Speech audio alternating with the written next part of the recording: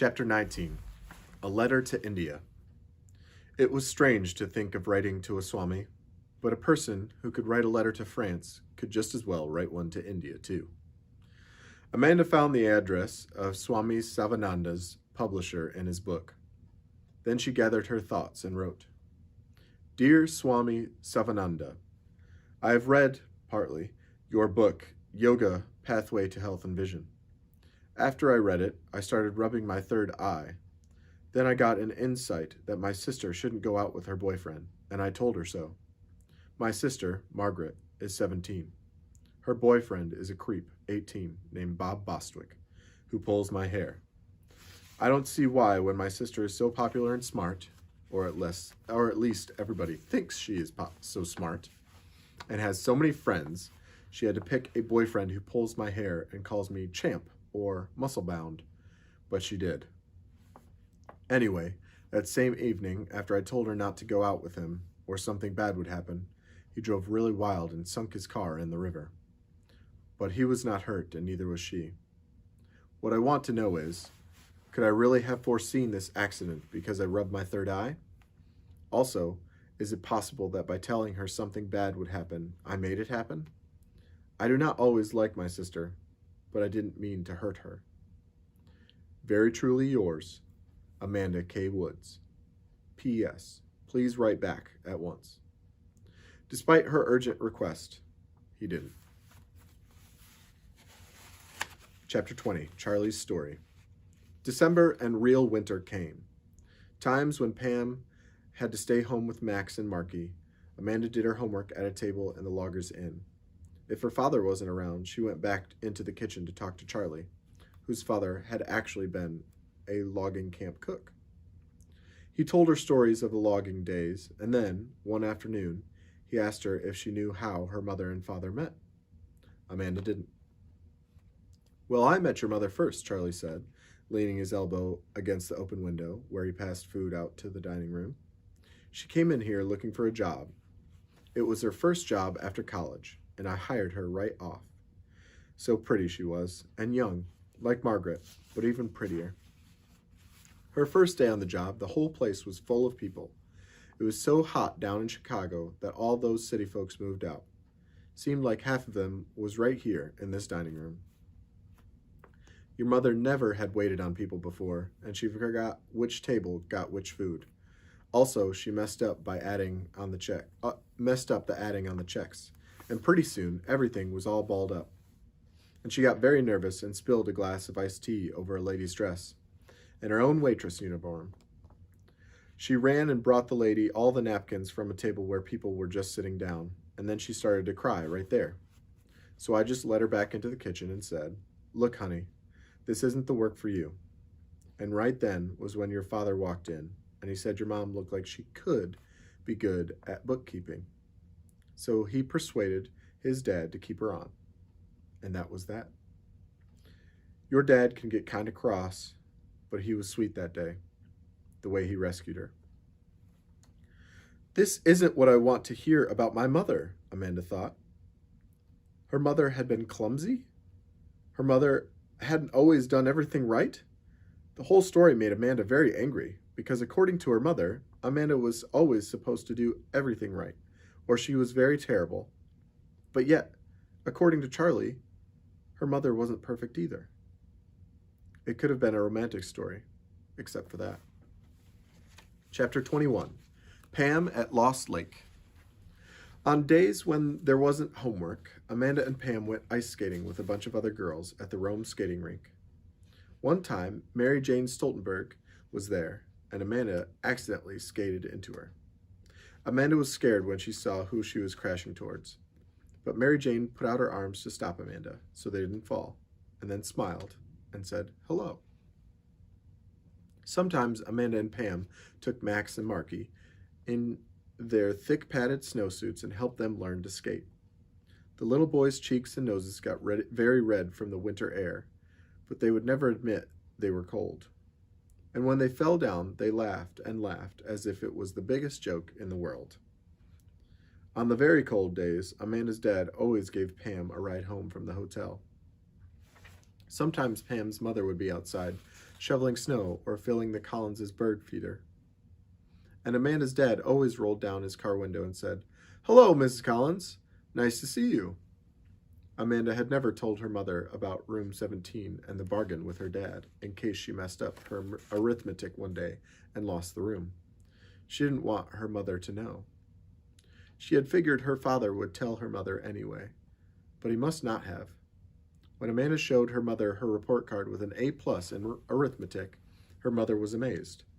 "Amanda," she said, "wonders never cease." Right then, Amanda asked her mother if Pam could spend the weekend at Lost Lake. "Pam's really nice, and she's almost a professional singer," Amanda said. "For doing so well in arithmetic, you deserve a treat," Amanda's mother said, and she agreed that Pam could visit. The first thing Margaret said about Amanda's friend staying over was, "Don't you two touch my stuff." But then she said, "It's nice you have a friend coming. I'll sleep in the living room so you can be alone with her." Pamela rode out with Amanda and her dad on the Thursday when Christmas vacation started. Amanda was nervous about the visit, but it turned out to be one of the best times Amanda had ever had in her life. On Friday, which wasn't too cold, they rode double on Skipper. When they came back, they combed his long and shaggy winter coat. Amanda pointed out to Pam where all the grass snakes were hibernating. She told Pam she was sorry she couldn't show her how to catch grass snakes behind the head and hold them, because it was fun to look in their eyes while their angry red tongues flickered softly against your finger. Pamela said it was enough to hear about it. Amanda took Pam to see the pheasants. The pheasants, 7 of them, had settled in the back of Skipper's pasture between sheltering pines. Amanda's father had laid down straw all around there and made it like a pheasant living room. He had bought a 50-pound bag of corn especially for the birds. Amanda and Pam threw the pheasants corn. They were as tame as chickens and didn't fly away. With their iridescent green necks and shining red breasts, they strutted around in the straw, fearless and proud, like kings. "They're like Cool Whiskers," Pam said. Cool Whiskers was Pam's cat. "How?" Amanda asked. "They walk around always sure that they deserve the best. They never question why food comes or wonder if they're worth it. They just think, I am beautiful and I am the best. It is a privilege for the whole world to serve me." Pam laughed. "Maybe animals that think like that convince us it's true." Amanda thought of Margaret and her mother, who always seemed sure that they were the best. But the pheasants were more like Lyle. He always figured he could be best, but he never made other people feel they weren't. For the entire 3 days of Pam's visit, Amanda's mother cooked especially delicious meals. The only awkward time came late Friday night. Amanda and Pam were sitting in the living room with Amanda's mother and dad. Her dad was being nice when he got himself a scotch and her mother a martini. He asked Amanda and Pam if they wanted Cokes. Instead of reading the newspaper, he actually listened to the conversation as she sipped her martini. Amanda's mother explained to Pam how she had once wanted to be an actress. "If you want to be a professional performer," she advised, "you should have your parents take you to the opera in Minneapolis." "I'd like that," Pam said. "Amanda says you're a very good singer," Amanda's mother said praisingly. "I'm learning," Pam said. "Why don't you sing for us? Step over in front of the fireplace. That can be your stage," Amanda's mother sounded very, very warm and friendly. Pam looked uncertain.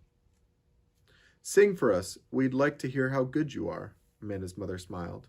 She held up her engraved silver cigarette holder like a conductor's baton, and her red lipstick reflected in the orange light of the fire. She looked commanding and glamorous and beautiful, like the actress she had wanted to be. "I'd be happy to some other time, Mrs. Woods," Pam said. Amanda felt let down. Her mother said, "Just one song for us. What you do best." Amanda's father said, "Pam looks tired. I think the girls should go along to bed. They'll be talking half the night anyway." Pam didn't look tired. Amanda's dad was killing the chance for them to hear Pam. Amanda hoped she would say she wasn't tired and would sing, but Pam said, "You're right. I really am tired, Mr. Woods, and so both Amanda and Pam said goodnight. In the bedroom, they looked at all the pictures of Margaret on the bulletin board, and Pam asked to look at photos of Amanda, and Amanda slipped out into the living room to get them. Her father was hidden behind his paper, and her mother's face had lost its vivacity. She sipped her drink as if she were sitting alone. If only Pam had sung, Amanda thought, and Pam wasn't even tired. But then, when she showed Pam her pictures, explaining them took her mind off the lost moment. Saturday, Amanda showed Pam a sport she had invented herself. She called it sliding the spruces. She had asked Pamela to bring heavy gloves and old pants and jacket and scarf to do it. On Saturday morning, they put on their heavy clothes and snowshoed across frozen and snow-drifted Lost Lake to the island. There, Amanda led the way to the spruces. They looked black and gloomy from her house, but up close, Amanda had found, they were bright green and a shelter from the wind. Amanda and Pam took off their snowshoes and brushed the snow from their clothes. Now look, watch this, Amanda called, and she began to climb the tallest of the spruces.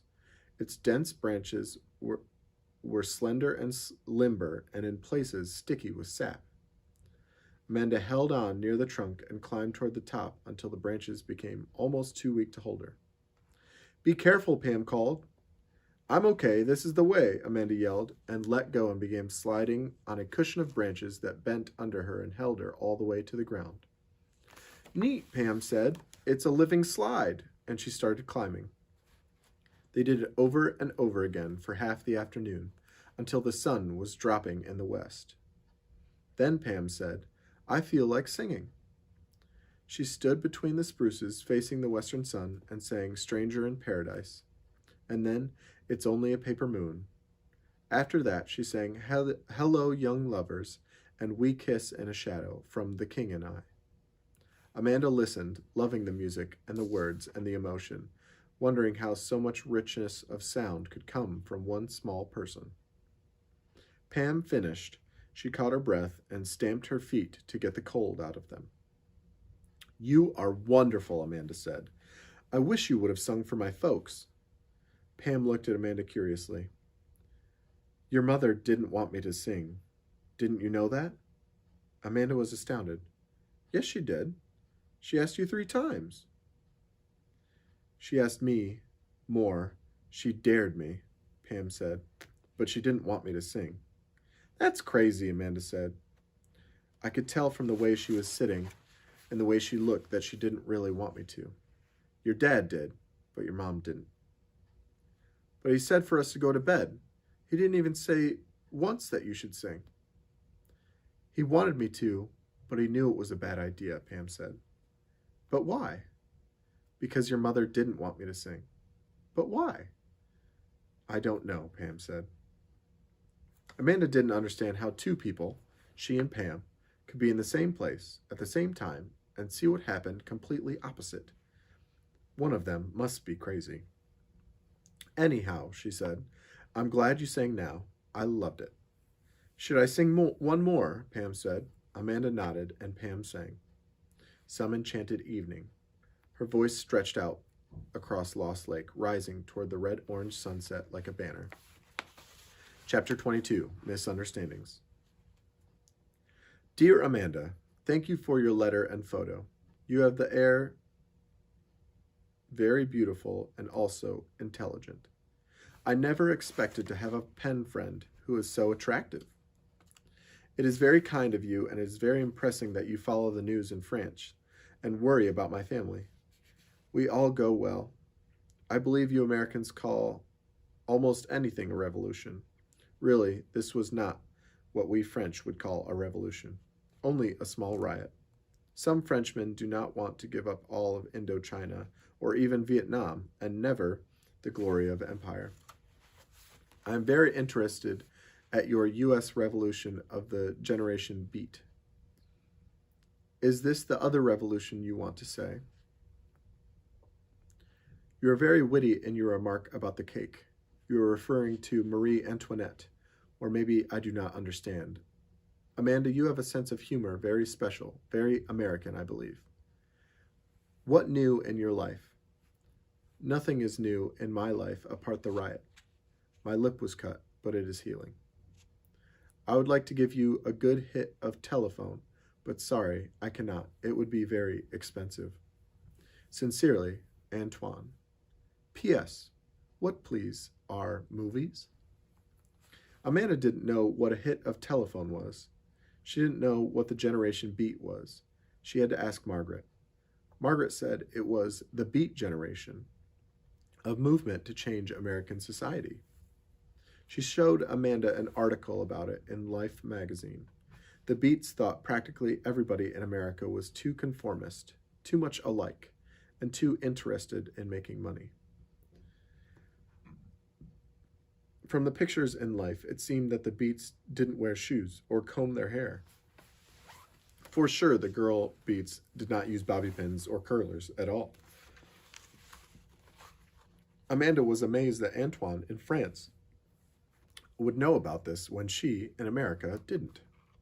She told Margaret she had to write to her pen pal about it, and she didn't know what to say. Margaret advised, saying, "I don't dig the Beats." Amanda adopted the sentence. She decided since she was borrowing an idea from Margaret, it wouldn't hurt to pretend she was Margaret, just a little bit. Dear Antoine, I hope your lip is fine, and I hope you have a very happy New Year. I am going out with friends for New Year's Eve. We hope we'll have a riot. Ha ha. My father has made me promise not to drink and to be home by 12:30 a.m. I have some personal questions. Do you circulate? Have you smelt tender fire? What do you think of it? Also, in your opinion, are the Walking Dead real? If you mind my asking these questions, you do not need to answer them. I don't dig the Beats. Why do you think they don't comb their hair or take baths? Do you think there is any meaning to this? My best girlfriend is a wonderful singer. Last week we snowshoed across Lost Lake, and she sang Beneath the Spruces. It was very special. You would have liked it. Sincerely, Amanda K. Woods. P.S. Movies are pictures that move, maybe the same as cinema. I have never had a hit of telephone. I do not know if I would like it. Chapter 23. Two Amandas. School is grinding its way through February and spitting out the pieces like ice chips. Amanda was doing her arithmetic alone on the corner table in the Loggers Inn. Pam was not coming to the hotel anymore to study. Amanda wanted her to, but she wouldn't. Her mother didn't want her to come, and she didn't want to either. The breakup had happened when Pam invited Amanda to stay over, and Amanda's mother wouldn't let Amanda go. Her mother's reason was, "We do not know the Collinses."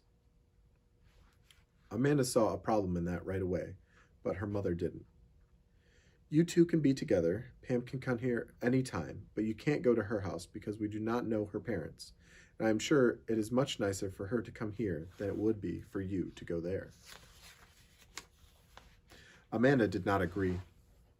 Get to know the Collinses, Amanda had argued. Call her mother up. You can't get to know a person over the phone, her mother said.